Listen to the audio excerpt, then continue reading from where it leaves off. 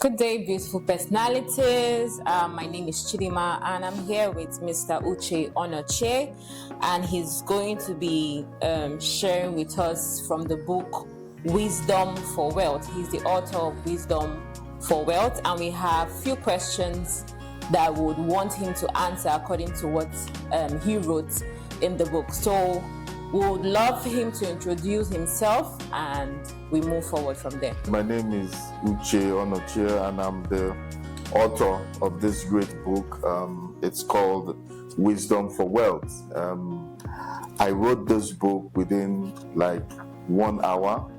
I was asked to speak at a church in the evening, and they just gave me a topic, and I didn't even have any idea of how I was going to put it together, but I got home and within 1 hour, by the grace of God, I was able to put this down. And afterwards, well, the Holy Spirit was like, you need to turn it into a book because I believe it will bless some people. It's practical, it's down to earth, and it's something that you can understand.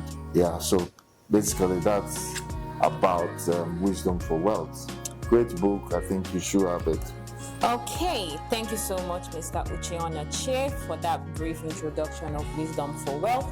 And listening to what you just said, you said you wrote book in 1 hour. That must be an amazing work there. To write a book in 1 hour is not easy, I must say. So, sir, we'll be talking about a few things concerning your book. I've been opportune to go through Wisdom for Wealth. I must tell you, it's a good read. So from what we have here, questions we have here, the number one question I would love to ask you, because in your book you make comparison with wealth and romance. And so we want the audience to also have a bit of an understanding what you mean by comparing wealth to romance. Okay, just like I said, it is something that is down to earth. That is how the message came to me, and it was actually directed towards young people that keep asking me, how do I create wealth? I'm talking about wealth, I'm talking about success. How do I create wealth? So it was, I believe it's something that's been going in my mind for a while. How do I break it down to the younger generation? How do I break it down, especially to people just out of school and want to start a business or they don't have a job? So, and as I sat down, that's when the Holy Spirit started ministering. They understand romance, they understand all this going out, boy meets girl kind of stuff. So use that same narrative, or use that same narrative that they understand, and create something for them. And so romance is it's about passion, it's about desire for something. And for you to also be wealthy, it is very similar, and this book will help you to understand it is very similar. It's about passion. You must have passion for something. And so romance is, for there to be romance, there has to be desire, and there has to be passion for what you desire. And so that same passion and desire is also what is going to help you to be successful and wealthy. Thank you so much, sir. I'm sure you're listening to this and you're wondering, romance and wealth, how can I combine that? But we will move further to the next question, which will give us more insights about the comparison between romance and wealth. And the next question is, sir, you mentioned in your book some elements of romance and how it, makes or affects someone in terms of getting wealth. So I would want you to explain better, how can one use the elements of romance to become wealthy? Okay, thank you. I think there are about 5 elements of romance that I put in this book. The first one is desire.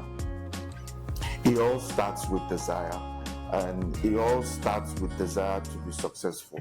A desire for the opposite sex, desire for, I want to move out from being single to be married. It's all, I need a life partner, I need a significant other. It starts with the desire internally. First of all, it has to come from, I want this. And desire has its own intensity.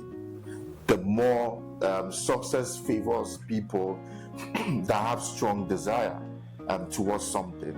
So if you desire someone, if you desire a partner, if you see someone that you're physically attracted to, you desire that person, that is where it starts. I think in this book I got something, I think it's Robert wrote something about understanding the intensity of desire, of which I think I put here also in this book. A young man wanted to be successful, wanted to be wealthy, and so he went to the richest man in his village, who was quite wealthy, and said, "Oh, I need to be successful, or how can I be successful, just like you?" And the man said, "Desire."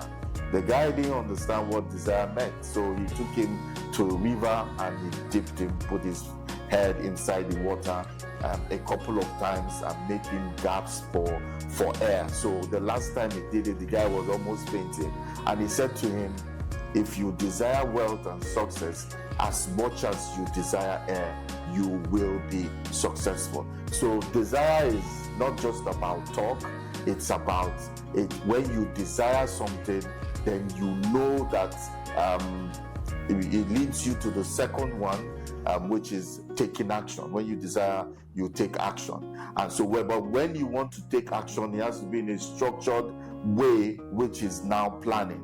So you plan. Okay, so I desire this person. What is my plan? Because your desire within you will just remain a desire until you take action.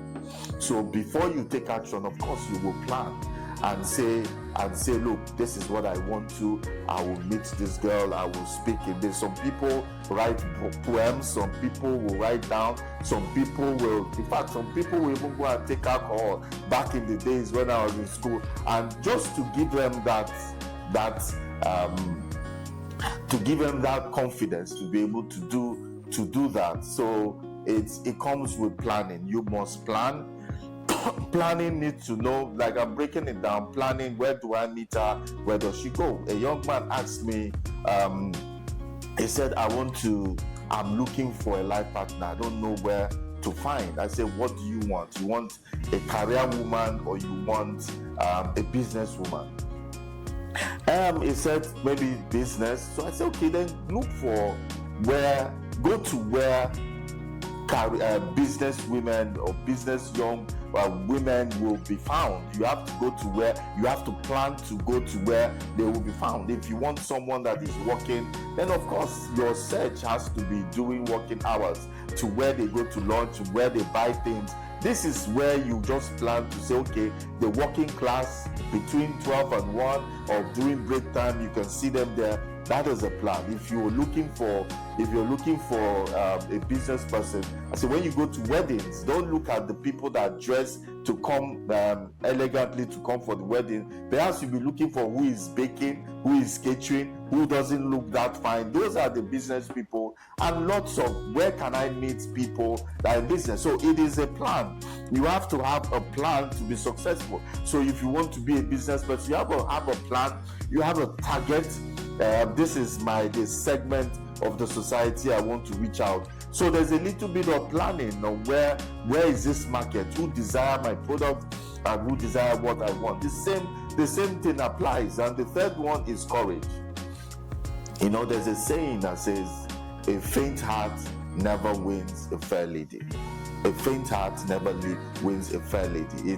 This is maybe half the men population find it difficult to approach women, but these days I think it's the women that even do more of the approaches. So that stress I've got off men. That's on a lighter mood. But the men right now, you have to have that courage. You have to have that courage to be able to walk up. That's what I was saying. Some people will take whatever substance that can help them, but you have to have that courage to be able to do it.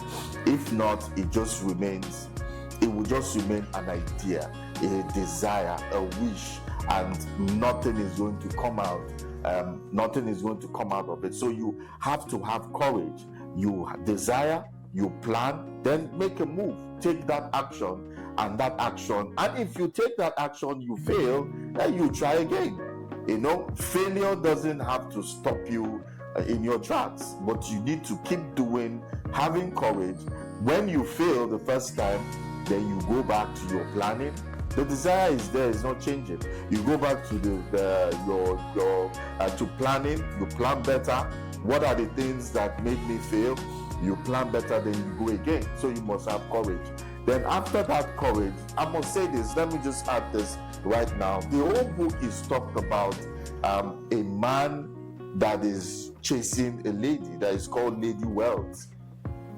I think it's going to be a very interesting read for you, because we are referring to, it's a man meet a woman kind of stuff, but the lady here is the Lady Wealth. So in this book, you will understand what are the things that the Lady Wealth wants